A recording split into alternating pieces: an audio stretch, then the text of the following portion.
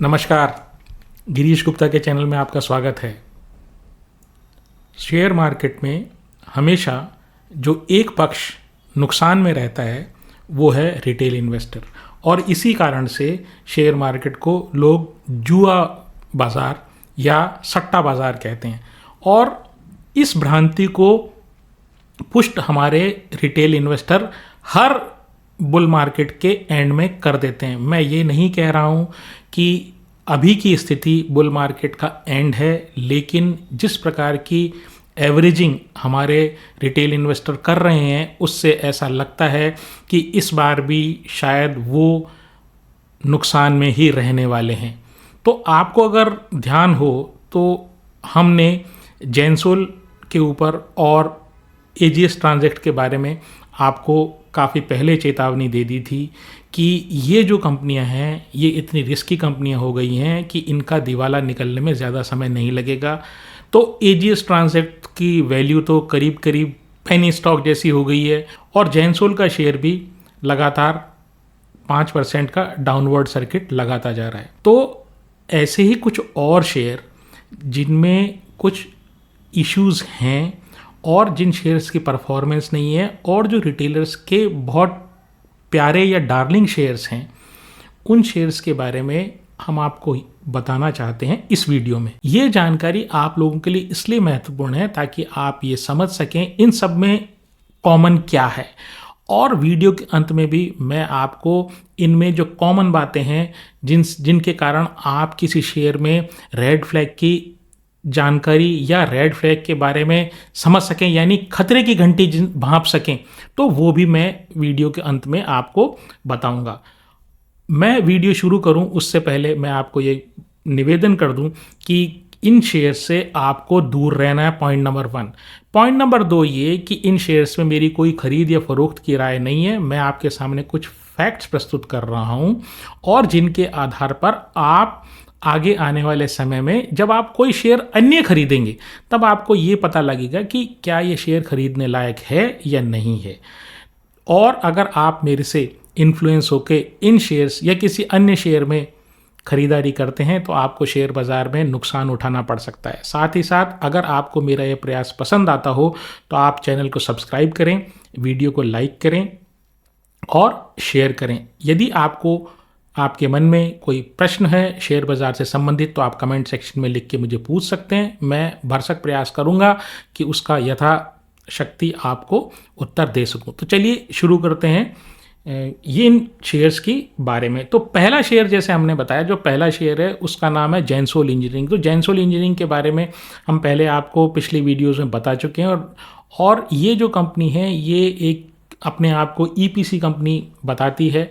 इस कंपनी ने कुछ कॉरपोरेट गवर्नेंस इश्यूज इस कंपनी में हुए। इन्होंने एक डिफ़ॉल्ट किया, और डिफ़ॉल्ट करने के बाद इन्होंने, यानी अब एक कर्जा था, वो कर्जा इन्होंने चुकाया नहीं, और इन्होंने झूठी सूचना कि हमारा कोई डिफ़ॉल्ट नहीं है क्रेडिट रेटिंग एजेंसीज़ को दे दी।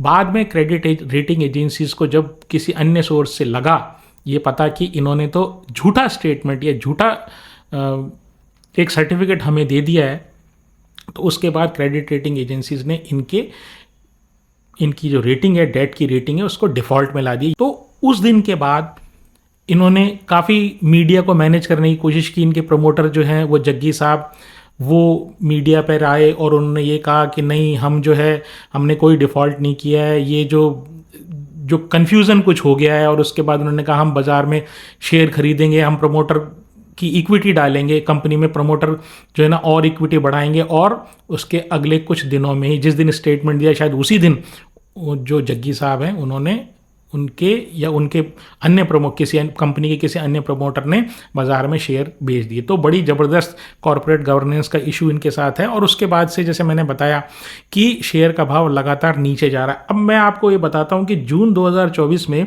जेंसोल का भाव था वो 1100 रुपये था, और अब अप्रैल में ये भाव घटकर 136 रह गया है। 1100 रुपये से 136, यानी कि 88% जो है शेयर में गिरावट हो गई है। अगर आपने पीक पर ले लिया है तो आपकी वेल्थ में लगभग 90% का नुकसान हो गया है, और आप इस बात की बिल्कुल उम्मीद ना करें कि ये अपनी पुरानी ग्लोरीज को अचीव कर पाएगा। कारण ये है कि इस कंपनी में कुछ कॉर्पोरेट गवर्नेंस के इशू है। डेट वाला इशू तो है ही, लेकिन कॉर्पोरेट गवर्नेंस से रिलेटेड भी कुछ इश्यूज हैं। इसके बाद अगली कंपनी जो है वो है एजीएस ट्रांजैक्ट। तो एजीएस ट्रांजैक्ट के बारे में हमने जैसे बताया था, ये कैश मैनेजमेंट सर्विसेज है, यानी कि जो बैंक वगैरह हैं उनमें जो एटीएम में कैश भरने का काम है ना, उस तरह के काम ये करती है। इसके साथ ही एक पॉइंट ऑफ सेल टर्मिनल होता है, जिसपे जैसे आप कभी किसी दुकान पर जाएं तो और आपके पास कार्ड होता है तो कार्ड को आप उस मशीन पे स्वाइप करते हैं, तो वो जो मशीनें होती हैं, वो जो मशीनें बेचने का काम भी एक सब्सिडियरी के थ्रू ये करते हैं।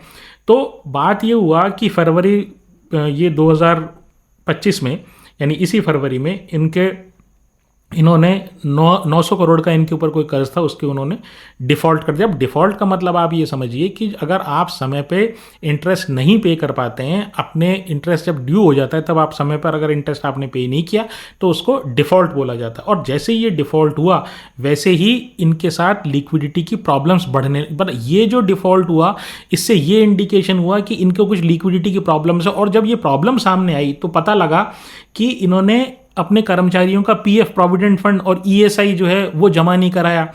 कई जगह इन कई स्टेट्स में इनका जीएसटी रजिस्ट्रेशन जो है वो कैंसिल कर दिया गया।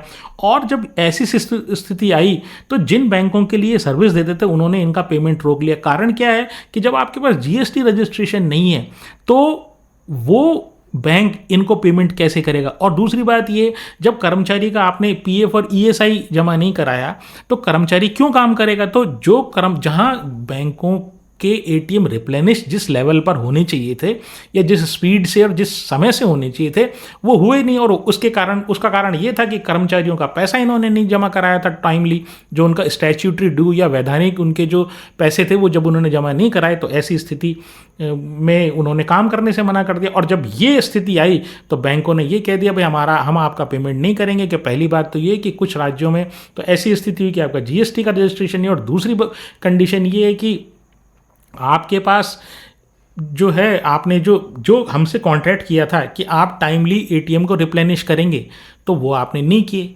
और जब ये दोनों स्थिति आ गई कि एक तरफ तो ये इनकी लिक्विडिटी की पहले से प्रॉब्लम चल रही थी और दूसरी तरफ इनका पेमेंट जो है वो सर्विस लेवल, जिस लेवल पे इनको सर्विस करनी थी, एटीएम की सर्विसिंग करनी चाहिए थी, वो ये नहीं कर पाए, तो वहाँ पर इनके पास डबल जो है लिक्विडिटी का क्रंच आ गया और इसके कारण इनकी रेटिंग डिफ़ॉल्ट कर दी गई। और यहाँ पर हुआ ये कि उसके बाद से ये लगातार शेयर गिर रहा है। सितंबर 2024 में इस शेयर का भाव 117 रुपये था, जो अप्रैल 2025 में 7 रुपये रह गया है। यानी कि ये जो है करीब 94% जो है ना वो डाउन हो चुका है। और इसका मार्केट कैप मात्र 89 करोड़ रह गया है। 89 करोड़। ऐसी स्थिति में ये जो कंपनी है, ये इस कंपनी में भी जो हमारे मित्र हैं वो अगर कोई एवरेजिंग कर रहे हैं तो एवरेजिंग करने की कोशिश ना करें। ये कंपनी कभी भी, इस कंपनी का अस्तित्व खत्म हो सकता है। इसमें एक जो इशू है वो ये भी है कि इनके प्रमोटर्स जो हैं उनका दिसंबर 2024 में 10% प्लेज था और वो अप्रैल 2 अप्रैल 2025 को वो प्लेज बढ़कर 15% हो गया। अब देखिए प्लेज से क्या फ़र्क पड़ता है। प्लेज से ये फ़र्क पड़ता है, जिस प्लेज का मतलब गिरवी रखना। तो अगर आपने किसी व्यक्ति के पास वो शेयर गिरवी रख दिए हैं तो वो उसके अगेंस्ट में आपको करीब 60 या 70%, जैसे 100 रुपये का शेयर हुआ तो आपको 70 रुपये वो कर्ज देगा। और वो ये कह देगा भाई बात ये, जब ये जो 60 रुपये या 70 रुपये मैं दे रहा हूँ ये जो शेयर है ना, क्योंकि शेयर के भाव फ्लक्चुएट होते हैं, तो वो ये कहता है कि भाई इसका भाव, शेयर का भाव 80 रुपये से अगर नीचे गिरा तो मैं मार्केट में शेयर बेच दूंगा, या तो तू एक्स्ट्रा मेरे पास चीज़ें गिरवी रख। क्योंकि उसको अपना, यानी कि जो लेंडर है उसको अपना प्रिंसिपल, मूल और इंटरेस्ट, उस दोनों को वसूल करना है। तो अगर कोई भी प्रमोटर समय से एक्स्ट्रा गिरवी नहीं रख पाता तो वो शेयर बाजार में बिकने के लिए आ जाते हैं। किसकी तरफ से? वो लेंडर की तरफ से या पैसे देने वाले की तरफ से। तो वहाँ पर शेयर का दाम बहुत तेज़ी से नीचे जाता है, क्योंकि वो जो है बिना कोई सोचे समझे लेंडर जो है ना अपना एक ट्रिगर प्राइस आते ही कटाक से शेयर बेच देता है। दूसरा जो शेयर है इसी श्रेणी में, या मैं कहूँ तीसरा, जेंसोल और एजीएस ट्रांजैक्ट। उसके बाद जो तीसरा शेयर है वो है ओरिएंट ग्रीन पावर। तो देखिए ओरिएंट ग्रीन पावर जो है ये 2006 में 2006 में इसकी स्थापना हुई। और श्रीराम ग्रुप जो है चेन्नई का, उनकी एक कंपनी है श्रीराम इंडस्ट्रियल होल्डिंग्स लिमिटेड। तो पुराना नाम उसका श्रीराम इंडस्ट्रियल होल्डिंग लिमिटेड है और अब उसको एसवीएल के नाम से जाना जाता है। तो ये जो ओरिएंट ग्रीन पावर है, ये श्रीराम इंडस्ट्रियल होल्डिंग लिमिटेड या एसवीएल द्वारा प्रमोटेड है। अब ये ओरिएंट ग्रीन पावर करती क्या है?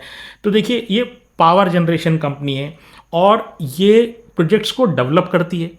ठीक है, विंड पावर जो होती है ना, जैसे विंड मिल जो लगाते हैं अपन, तो उसको डेवलप करती है और उन विंड मिल्स को बनाकर बिजली उससे उत्पादन करके बिजली जो है ना, वो लोगों को या सरकारों को बेचती है। तो ये इनका बेसिकली बिजनेस है। अब लगभग 400 मेगावाट की इनकी टोटल कैपेसिटी है। इनके जो प्लांट हैं वो तमिलनाडु में, आंध्र प्रदेश में, गुजरात में और कर्नाटका, ये 4 स्टेट्स में इनके प्लांट हैं। तो देखिए, मॉडल इनका जो है ना, वो ठीक ठाक सा मॉडल है। और इनका एक इंटरनेशनल प्लांट भी है, वो इन्होंने क्रोएशिया में लगाया है। अब बात करते हैं कि इसका मार्केट फाइनेंशियल की अगर हम बात करें, तो जो इसका जो मार्केट कैप है वो लगभग 1400 करोड़ का है। आरओई, रिटर्न ऑन इक्विटी मात्र 4.4% है।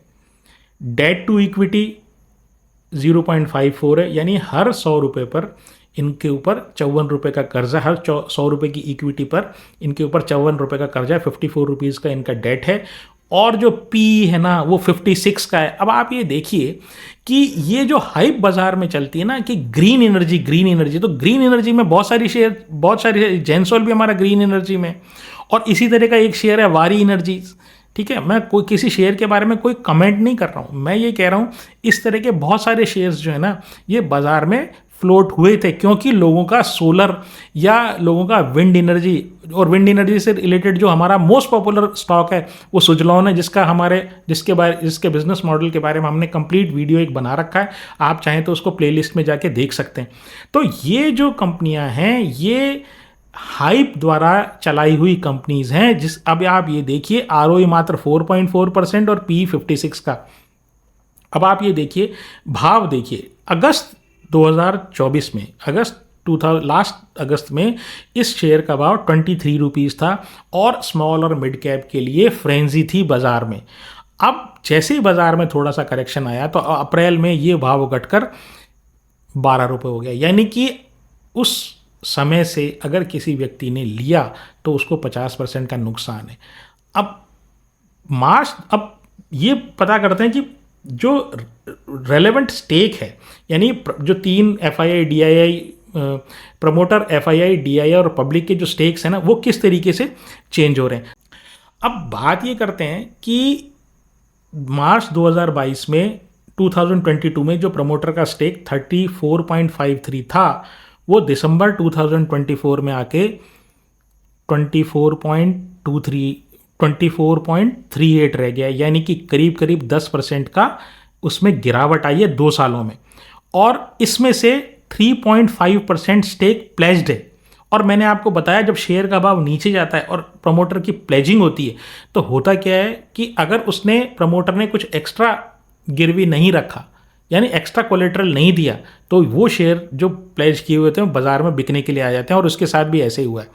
तो एफआईआई के पास 0.75 है, डीआईआई के पास दिसंबर 2024 में डीआईआई के पास 1.35 है और पब्लिक के पास 73.5% शेयर है।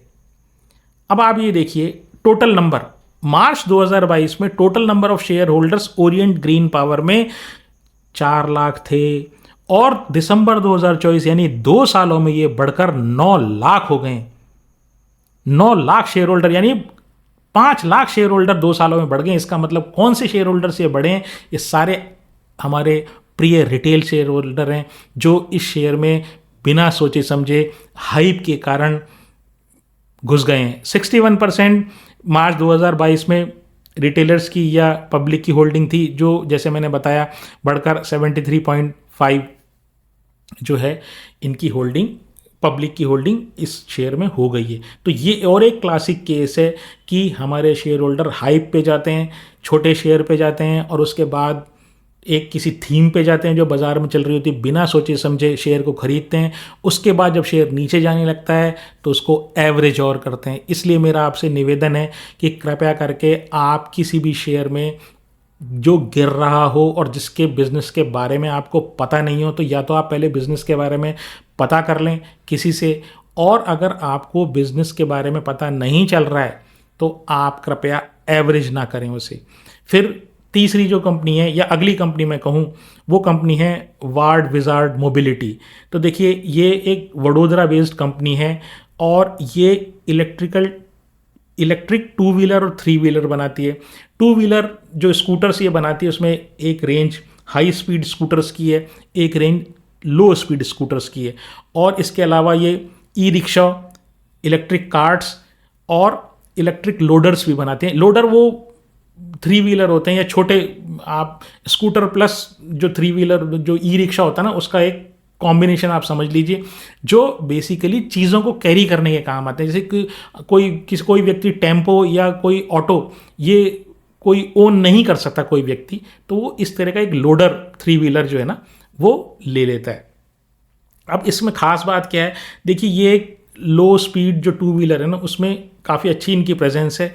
750 से ज़्यादा इनके डीलर्स हैं ऑल ओवर इंडिया में और 150 शोरूम है। अब जून 2024 में इस शेयर का भाव 74 था, जून 2024 में 74 था। अप्रैल 2025 में इस शेयर का दाम मात्र 20 रुपये रह गया है और इसमें 73% का गिरावट है। यानी कि इस कंपनी का मार्केट कैप जून से लेके अप्रैल में ये 73% डाउन हो गया। मार्केट कैप 526 करोड़ का है, बहुत ही छोटी कंपनी है। आरओई जो है वो 15%, जो ठीक ठाक है। जो डेट टू इक्विटी है वो 1.78 है, जो फिर एक रेड फ्लैग है। हर 100 रुपये पे 178 का तो आपके ऊपर कर्जा है। 100 रुपये की इक्विटी के ऊपर 178 रुपीज़ का आपके कर्जा है, और पी जो है ना वो उसके ऊपर एक और करेला और नीम चढ़ा होकर पी 115 का पी है। प्रमोटर की बात करें तो सितंबर 2023 में प्रमोटर के पास 70.5% स्टेक था, जो दिसंबर में 51.5 रह गया। यानी इस समय में सितंबर 23 से दिसंबर 24 में प्रमोटर की होल्डिंग 19% गिरी है। एफआईआई और डीआईआई के पास कोई शेयर नहीं है, नील है। और हमारे रिटेलर की जो होल्डिंग है वो 29.5 से दिसंबर 2023 में 29.5% से 48.5% हो गया। यानी 19% जो प्रमोटर ने बेचा या प्रमोटर की जो स्टेक कम हुआ वो हमारे सारे रिटेलर के पास आ गया। अब इसमें नंबर ऑफ शेयर होल्डर्स में बात करूं तो सितंबर 2023 में वार्ड विजार्ड मोबिलिटी में 91,000 शेयर होल्डर थे मात्र, जो दिसंबर 2024 में बढ़कर 1,91,000 हो गए। यानी कि 1 lakh share holder ward wizard mobility में घुस गए। जैसे कि renewable energy, solar energy, wind energy के लिए हाइप है, जिस तरह ड्रोन कंपनियों के लिए हाइप है, उसी तरह हमारे ईवी जो व्हीकल्स जो है ना उसमें हर छोटी बड़ी कंपनी के लिए हमारे रिटेल इन्वेस्टर बिना सोचे समझे पैसा लगाते हैं और उम्मीद ये करते हैं कि उनका पैसा 3 गुना 4 गुना 5 गुना हो जाएगा। लेकिन बाद में पता लगता है बिना फंडामेंटल की कंपनियां हैं और बाद में ये पता लगता है कि मूल भी वापस नहीं मिल रहा। बड़ी दुख का विषय है ये। कृपया करके इस तरह का काम ना करें, इन शेयरों में सावधान रहें और इनसे जो लर्निंग आपको मिल रही है इसको अन्य शेयर जब आप कभी खरीदें तो उन पे अप्लाई करें और जानने की कोशिश ये करें कि कौन सी कंपनीज जो हैं वो अच्छी कहलाती हैं और किन कारणों से वो अच्छी कहलाती हैं। अगली कंपनी है साधना नाइट्रो। देखिए करती क्या है, ये एक केमिकल कंपनी है और ये केमिकल इंटरमीडिएट्स बनाती हैं, हैवी ऑर्गेनिक केमिकल्स बनाती हैं और परफॉर्मेंस केमिकल्स बनाती हैं। अब मतलब क्या हुआ, देखिए केमिकल इंटरमीडिएट का मतलब ये है कि जब एक पदार्थ मैंने बनाया, एक केमिकल मैंने बनाया और उसके बाद जो दूसरा केमिकल जो बनता है जो किसी अन्य तीसरे कंटिन्यूएशन में तीसरे केमिकल के लिए काम आता है, एक केमिकल मैंने बनाया, उससे दूसरा केमिकल बना, और वो जो दूसरा केमिकल जो है ना, वो जब तीसरे केमिकल को बनाने के काम आता है, तो वो जो दूसरा केमिकल है उसको केमिकल इंटरमीडिएट बोलते हैं। दूसरा, ये हैवी ऑर्गेनिक केमिकल्स बनाते हैं। इसका मतलब क्या हुआ, यानी कॉम्प्लिकेटेड केमिकल्स, आप ये समझ लें, कॉम्प्लिकेटेड चेन वाले केमिकल, जो ऑर्गेनिक केमिस्ट्री का देखिए विषय है ये। तो एज शेयर होल्डर्स या एक सामान्य व्यक्ति के रूप में हमें सिर्फ इतना जानने की जरूरत है, ये कोई केमिकल होता है जो थोड़ा सा कॉम्प्लिकेटेड है, साधारण केमिकल नहीं होते हैं ये। तीसरा है परफॉर्मेंस केमिकल बनाते हैं। परफॉर्मेंस केमिकल क्या होते हैं? परफॉर्मेंस केमिकल वो होते हैं जो किसी, जैसे मान लीजिए मेरे पास कोई एक ऐसी चीज़ है जिसमें मुझे एक विशेष केमिकल चाहिए, तो जब मैं कस्टमाइज्ड सॉल्यूशन उसके लिए देता हूँ तो उसको परफॉर्मेंस केमिकल कहते हैं। जैसे मान लीजिए एक तो मैं रेडीमेड सूट ले आऊँ और एक मैं जाकर अपनी नाप का सूट सिलवाऊँ, तो वो जो नाप का सूट सिला जाता है उस चीज़ को आप परफॉर्मेंस सूट मान लीजिए। या केमिकल के बारे में कहें कि एक विशेष रिक्वायरमेंट के लिए जब एक विशेष केमिकल बना के दिया जाता है उस विशेष रिक्वायरमेंट के हिसाब से, तो उसको परफॉर्मेंस केमिकल कहते हैं। देखिए अब इनके क्या क्या प्रोडक्ट्स हैं। एक नाइट्रोबेंजीन है, वो डाइज और लुब्रिकेंट में काम आता है। अब डाइज क्या होता है? डाइज का मतलब ये वो रंगाई छपाई वाली जो मतलब कलर्स जो है वो। फिर एक मेटानिलिक एसिड है, वो फार्मा कंपनीज दवाइयाँ बनाने में इस्तेमाल होता है। फिर एक मेटा अमीनोफिनॉल है, वो हेयर डाइज जो हेयर कलर आप करते हैं ना उसमें काम आता है। और पैरासीटामॉल बनाने के लिए वो इंटरमीडिएट, यानी पैरासीटामॉल बनाने के लिए जो फाइनल प्रोडक्ट पैरासीटामॉल बनता है उसके लिए वो इंटरमीडिएट है, बीच का प्रोडक्ट है वो। तो वो, और इनकी जो एंड यूज़र इंडस्ट्रीज़ हैं वो हैं फार्मा, जैसे मैंने बताया फार्मा, एक टेक्सटाइल क्योंकि वहाँ रंगाई छपाई और डाइज का इस्तेमाल होता है। फिर एग्रोकेमिकल्स जो पेस्टिसाइड्स के लिए होता है। फिर पेपर, क्योंकि पेपर में भी ब्लीचिंग की रिक्वायरमेंट होती है। जब आप कागज़ की लुगदी बनाते हैं तो कागज़ को आपको सफ़ेद करना पड़ता है, तो उसके लिए एक ब्लीचिंग एजेंट के काम करते हैं, तो वो चीज़ भी ये बनाती है। और एयरोस्पेस में काम आती है, जो लुब्रिकेंट वगैरह के लिए ये काम में लेते हैं। अब देखिए यहाँ पर जो है इसके फाइनेंशियल देखें तो मार्केट कैप इसका 700 करोड़ है, आरओई इसका 1.8, आरओई जो है 1.8 है, मतलब 1.8% मात्र आरओई है इसका। और डेट टू इक्विटी कितना है? 1.15। हर 100 रुपये पे 115 रुपये का कर्ज है।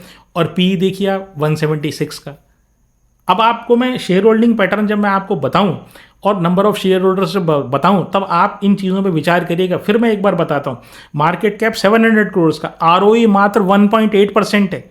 डेट टू इक्विटी हर 100 रुपये की इक्विटी पे 115 रुपये जो है वो कर्जा है। और प्राइस टू अर्निंग रेशियो जो है वो 176, 176 का प्राइस टू अर्निंग है। अब मार्च 2023 में और मार्च 2024 में इनका ऑपरेटिंग कैश फ्लो नेगेटिव है, यानी कि कैश फ्लो जो इनका गले में कैश ही नहीं आ रहा है, इनका ऑपरेशन से कैश नहीं आ रहा है इनका। अब कैश कन्वर्जन साइकिल 242 डेज़ का, यानी कि एक पैसा जब मैं बिजनेस में लगाता हूँ उसके बाद वो घूम फिर के सेल वेल कर आके वापस मेरे पास जब आता है वो उस समय को वो 242 दिन में वापस आता है। ठीक है, कितना बड़ा, यानी करीब करीब 8 महीने में वापस आता है वो पैसा। तो 8 महीने का जो पैसा है ना वो हमेशा इनके ब्लॉक रहता है। फिर इसके बाद जो अब होल्डिंग अगर मैं देखूं तो प्रमोटर की होल्डिंग जो है वो जून 2023 में 74% थी और दिसंबर 2024 में ये होल्डिंग 65% रह गई, यानी कि 9% की गिरावट हो गई। अब डीआईआई और एफआईआई के पास कोई होल्डिंग नहीं है साधना नाइट्रो में। और हमारे जो पब्लिक है इसकी होल्डिंग जून 2023 में 28.31 थी और वो 9% जो प्रमोटर ने बेचा वो पब्लिक ने हमारे ने ग्रैब कर लिया, तो वो 34.87 हो गई, तो 9% से बढ़ गई। जून 2023 में total number of share holder 26,300 थे, 26,300 थे, जो दिसंबर में बढ़कर 51,700, 51,700 हो गए, यानी कि करीब करीब डबल हो गए शेयर होल्डर। अब ऐसी कंपनी जिसका आरओई 1.8 हो, डेट टू इक्विटी 1.15 हो और एक्सट्रीम माइक्रो कैप की कंपनी है, फिर भी हमारे रिटेल इन्वेस्टर्स ने कौन सी जगह से, क्या ब्रोकर उनको प्रभावित करता है या साथ वाला उनका कोई उनको टिप्स देता है या कोई सोशल मीडिया से टिप्स लेते हैं, कहाँ से टिप्स लेते हैं मुझे अभी तक समझ में नहीं आया। ठीक है, इसके बाद इस शेयर का भाव देखें तो सितंबर 2024 में 72 रुपीज़ था और अप्रैल 25 में इसका भाव भी 20 रुपीज़ के आसपास हो गया और वही 73% की इनकी गिरावट हो गई। और यहाँ पर भी वही इशू है। यहाँ पर प्रमोटर का जो प्लेज है दिसंबर 2024 में वो करीब करीब 24% का प्लेज है। तो अगर 24% का प्लेज है तो सारी मतलब 1/4 आपकी होल्डिंग जो है, प्रमोटर की होल्डिंग 1/4 प्लेज्ड है, इधर वो लगातार बेचे जा रहा है। तो ऐसा क्या हो रहा है कि जो रिटेलर जो है ना उसको शौक आ रहा है कि मैं इस कंपनी में घुसूं। ठीक है, और शेयर होल्डर्स लगातार बढ़ते जा रहे हैं। इसका मतलब किसी के पास 100 है, किसी के पास 200 है, किसी के पास 300 है, किसी के पास 500 है। और कुछ ऐसा भी भला आदमी, कुछ ऐसे भी जरूर भले आदमी ने सलाह दिया होगा, नहीं शेयर चढ़ेगा तो तुम एवरेज करो, और हमारे रिटेल इन्वेस्टर वही पुरानी कहानी एवरेजिंग की करते जा रहे हैं। जो लास्ट का शेयर है वो है वक्रांगी लिमिटेड। ये बड़ा पुरानी जो कंपनी है और काफ़ी पॉपुलर कंपनी थी किसी ज़माने में, और ना जाने इसके लिए क्या क्या प्रोजेक्शंस जो है मीडिया में चला करते थे, कंपनी इतनी बड़ी हो जाएगी और वैसा हो जाएगा वैसा हो जाएगा। अब है क्या, करती क्या है ये वक्रांगी, केंद्र चलाती है। क्या केंद्र चलाती है? जैसे हमारे ई गवर्नेंस के कियोस्क नहीं होते क्या, हर स्टेट में होते हैं। ठीक है, तो वहाँ पर जाके आप कुछ सर्विसेज ले सकते हो, आप बिल पे कर सकते हो काउंटर पर जाकर, तो या आप कोई टिकट बुक करा सकते हो। तो वैसे ही इन्होंने क्या कर रखा है, कुछ एक फ्रेंचाइजी मॉडल इन्होंने डेवलप कर रखा है कि जो जिसको ये ठेका दे देते हैं, मतलब जो उसको अपनी फ्रेंचाइज, उस व्यक्ति को जो लेना चाहिए इनको अपनी फ्रेंचाइज दे देते हैं, और वहाँ पर एटीएम की सर्विसेज अवेलेबल करा देते हैं। किसी ग्रामीण क्षेत्रों में अगर किसी व्यक्ति को कुछ, मान लीजिए एटीएम से पैसा निकालना नहीं आता और कार्ड आता है, तो ये लोग जो हैं, मतलब जहाँ ये केंद्र वाले हैं, ये पैसे निकाल के दे देते हैं। कुछ लोन बेच सकते हैं, छोटे मोटे लोन बेच देते हैं, कुछ टिकट बुक कर देते हैं, कुछ कैश विड्रॉल, जो बैंकिंग कॉरेस्पॉन्डेंस टाइप की सर्विस होती है, थोड़ी जमा कर लेते हैं बैंक के बिहाफ पे, थोड़ा बैंक के बिहाफ पर ये पैसा डिपॉजिटर को वापस भी कर देते हैं। जैसे अपन कैश बैंक से, कैश काउंटर से निकालने जाते हैं ना, उसी तरीके की सर्विसेज। तो इस तरह की छोटी छोटी सर्विसेज ये देते हैं। अब देखिए इस कंपनी का जो मार्केट कैप है वो 1080 है और 1080 करोड़ है। ROE मात्र 0.3%, 2.76% का ROE है इस कंपनी का। डेट टू इक्विटी निल है, मतलब ऑलमोस्ट नेग्लिजिबल है, तो ये अच्छी चीज़ है। पी वही 170 का। अभी मैं आपको शेयर होल्डिंग बताऊंगा तो आपको और चीज़ें क्लियर होंगी। अब देखिए 3 साल की सेल्स जो है वो 12% डाउन है, 3 साल का प्रॉफिट 60% डाउन है। मार्च 2022 से दिसंबर 2024 का अगर मैं कंपैरिजन करूं तो प्रमोटर की जो होल्डिंग है वो 1% कम हुई है, 42.6% थी मार्च 2022 में, जो दिसंबर 2024 में 41.67 हो गई, करीब करीब 1% डाउन हो गई। इधर FII की होल्डिंग मार्च 2022 में 8% थी, जो दिसंबर 2024 में करीब करीब 3% रह गई, तो ये करीब करीब 5% का डाउन है। और DII की होल्डिंग जो 6.3% मार्च 2022 में थी, वो दिसंबर 2024 में 4.5 के आसपास हो गई, यानी करीब करीब इनके पास भी 2% कम हुई।